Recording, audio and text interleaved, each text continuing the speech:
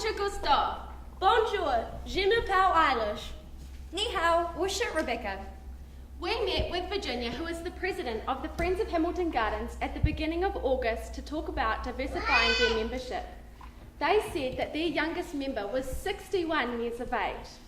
They said that their memberships were lacking a diverse range of cultures, ages, and perspectives. नमस्ते, मेरा नाम ऋषभ है. I recently came to Hamilton to study. I don't know a lot of people here. I am feeling isolated and lonely. The culture is so different. I just wish there could be any place where can I go and meet new people. Hey guys, I am Rish. Who are you? We are plantYourRoots. We're a campaign working with the Friends of the Hamilton Gardens to help get more of the ethnic community involved in the development of the Hamilton Gardens. What are the benefits of migrants to be a member of Friends of Hamilton Garden? Well, Rish, let me tell you. The main benefit that we would like to stress is the opportunity it provides you to gain work experience. You can do this through volunteering in our information centre and as a tour guide. But if you needed a second benefit, just to persuade you a little bit more, it also provides you with a community where you can make yourself feel at home in Hamilton. I think this is a win-win situation for migrants as well as Friends of Hamilton Garden. Even I found out that in Hamilton, 25% of population belongs to other ethnic groups other than New Zealand European or Maori. The largest ethnic groups in Hamilton are Indian and Chinese, followed by British and Samoan. I think targeting migrants is a really good idea, guys. So our goal was to position the Friends of the Hamilton Gardens as a great opportunity for the migrant community to form a relationship with both Hamilton and the Hamilton Gardens. Hey Becca, to achieve that goal, didn't we set some objectives? We sure did. Our awareness objective was to reach 10,000 of Hamilton's community by the 1st of October through our social media pages. Our acceptance objective was to get 100 impressions of our Plant Your Roots hashtag across social media by the 1st of October. Our action objective was to gain 50 new migrant household memberships for the Friends of the Hamilton Gardens by the 1st of October. How about that message strategy, Becca? So we created our message strategy to communicate the social value of joining the Friends of the Hamilton Gardens. So the first way we did this was by using inclusive language, such as Family, home, belonging. us. Secondly, we emphasise the benefits of becoming a member, such as creating relationships with people outside of their ethnic communities, through developing language skills throughout social interaction. And finally, our name and our slogan, Plant Your Roots, Our Home, Our Garden, it emphasises and is a symbol of migrants planting their roots at their home in Hamilton through the gardens. Eilish, what about our action strategy? Our action strategy comprised of 3 key elements. Our first key element was to create alliances with community organisations such as Sharma, the Hamilton City Council, and the Waikato Settlement Centre. Now, the second part of our action strategy was to attend community events. We attended the Hindi Festival, the Dutch Festival, and the Festival de la Primavera. Now, the final part of our action strategy was to contact media outlets such as Event Finder and the Breeze radio station. But talking about media, Rish, have you seen us on our social media platforms? Yeah, Eilish, I've seen Plant Your Roots on Facebook, Instagram, and YouTube. I saw the Leave Your Mark event on the Facebook page of Plant Your Roots. The Facebook page of Plant Your Roots has nearly 500 likes. The Instagram has 70 followers. And on YouTube, Plant Your Roots has more than 50 views. Hey Rish, can you take a photo with our hashtag? Yeah, sure. We used the hashtag plantyourrootsnz to create awareness around our campaign. It ended up being a huge success with many people using our hashtag with their photos. Guys, can I leave my mark on the community mural? Yeah, go ahead. A highlight highlight of our campaign was our Leaf Your Mark event that we held on the 16th of September down at the Gardens. At Leaf Your Mark, we encouraged members of the Hamilton community to leave their fingerprint with us. It also provided us with an opportunity to speak to the public about our campaign. And when we told Virginia that we gained just one membership from this event, she was thrilled. Imagine her surprise when we told her it was actually 15. Additionally, we also got a $100 donation. So speaking of measuring success, we conducted pre and post surveys so that we could get a good look of the effect we were making on the memberships. In our pre-survey, we had 6.4% of people tell us that they were of an ethnicity other than New Zealand, European or Māori. In our post-survey, this number was at 15.8%. That's a 9.4 increase. We also had 8.5% of people tell us that they first heard of the Friends of the Hamilton Gardens through our Plant Your Roots campaign. How great is that? So guys, where do we go from here? Well, it was really important to the team at Plant Your Roots to create something a little bit more everlasting. A legacy as such, right guys? Right. So we are planning to hold an unveiling of our community mural down at the Gardens post our campaign. We will invite the Friends of the Hamilton Gardens along with our new friends to attend. Adding to our legacy, Patricia from the Waikato Settlement Centre, Jovi from the Hamilton City Council and Sharma have all given us their word that they will continue to do the work that Plant Your Roots has begun, and they will encourage migrants to become a friend of the Hamilton Gardens. Now for the moment you've all been waiting for. Can I have a drum roll, please? We absolutely thrashed our awareness objective. We ended up reaching 26,000 of Hamilton's community just through our Facebook page. With our acceptance objective, we got 110 impressions of our hashtag. That's 10 more than we were hoping for, so we can happily say we smashed it. For our action objective, we gained 55 new household memberships, 40 of those being from migrant households. To add to that, we got that last one during our rehearsal about an hour and a half ago. So guys, what do you reckon? I think we can say that we crushed it.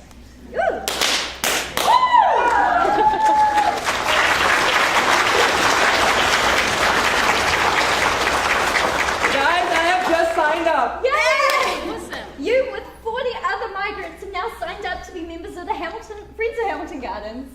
Cool. Here, have a t-shirt. You're Thank you, family guys. now. We feel like we created a meaningful campaign. We had so much fun while doing this campaign, and we feel like we created many new relationships within this community.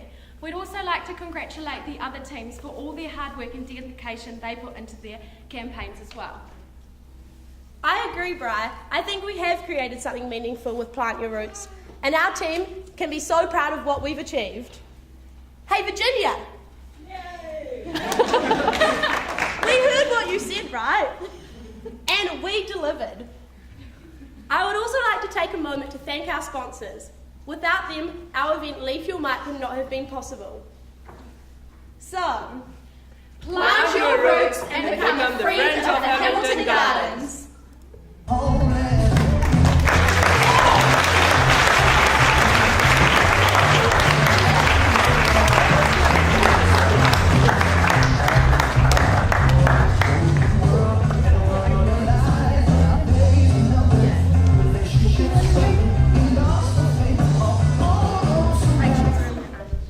Oh yes, we're with that.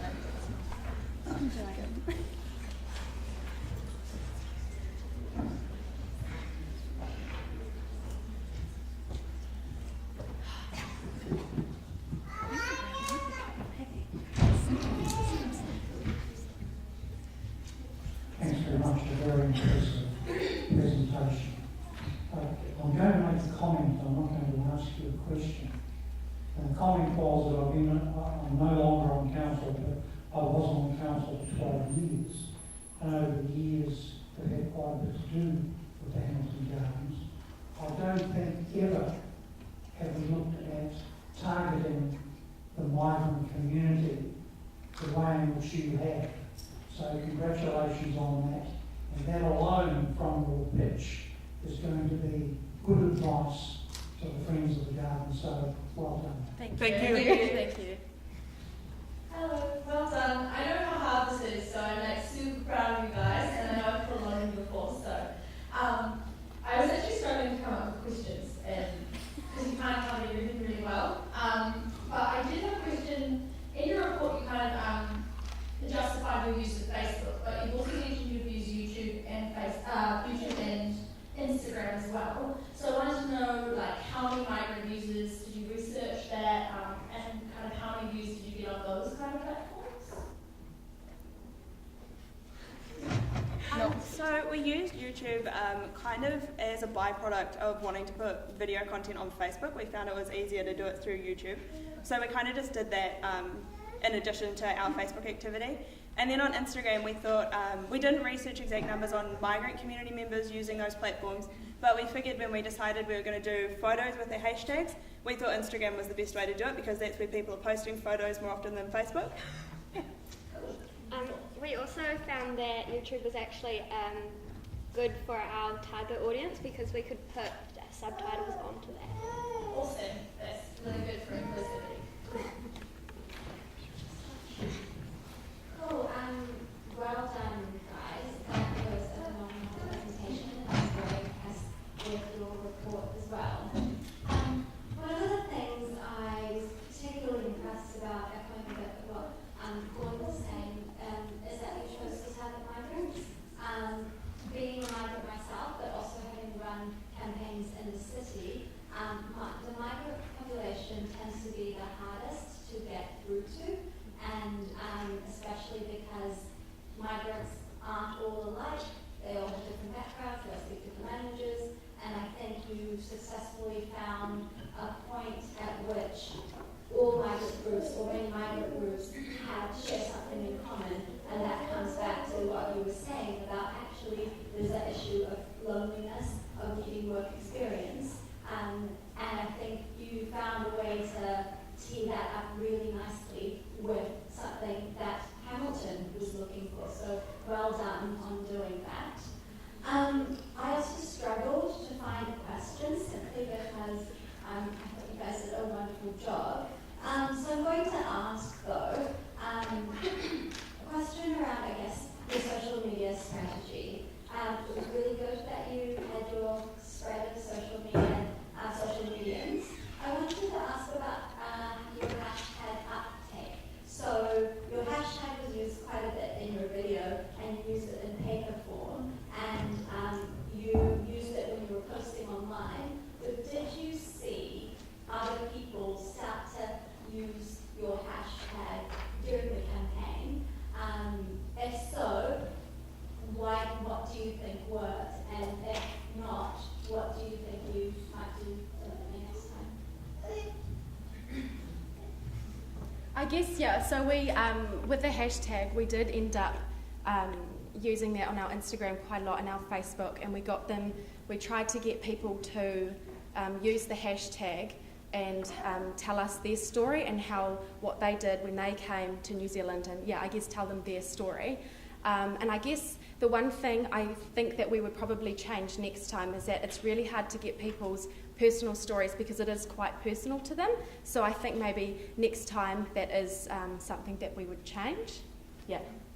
And just to add to that, we did find that we did struggle with people using that, so we did provide an incentive, I guess. We did run a competition, whereas people were simply required to share a post with our hashtag, and we found that we did gain a lot of response from that, and that definitely helped push the hashtag as well. So, yeah. Just to add to that again, I think part of it could have been the language barrier. So I think part of our paper form helped with that. So they just had to hold it up in the photo and acknowledge it that way. But yeah, we had minimal people hashtagging it themselves. But yeah, I think it was to do with the language barrier at times.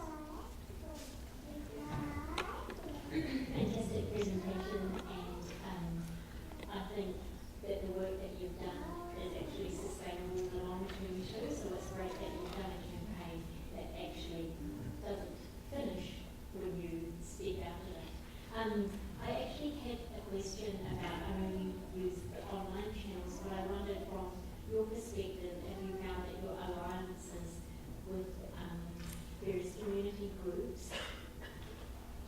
account of this in terms of actually getting true engagement from the migrant community? Yeah, I really think it did. People like Patricia from the Waikato Settlement Centre and Jovi from the council, I think, gave us credit in the eyes of the people that they deal with. So I think it just gave us a whole lot more push with them behind us and having them working in partnership with us.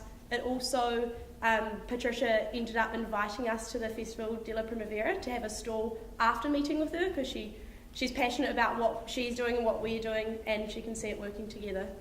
And just to add to that, when we went and we talked to the people in person, communication is so much easier when you're trying to communicate your message, like face to face. It is so much easier to get your message across, and I think it really did work really well to be with people in person.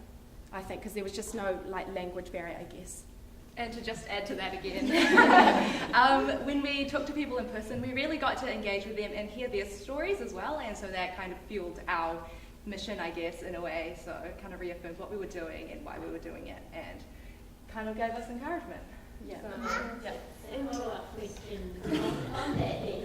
I'm interested, you sort of said that the top priority was kind of focusing on the fact that it would provide work experience, and then secondary to that, there would be the social benefits from that. But I also wonder, from the migrant community, what they felt the most important thing was. Did they see it as just work experience, or did they feel that the social engagement that the experience would give them would be even greater benefit?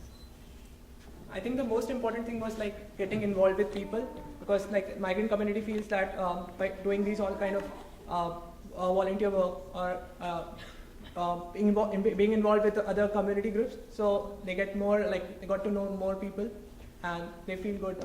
Yeah.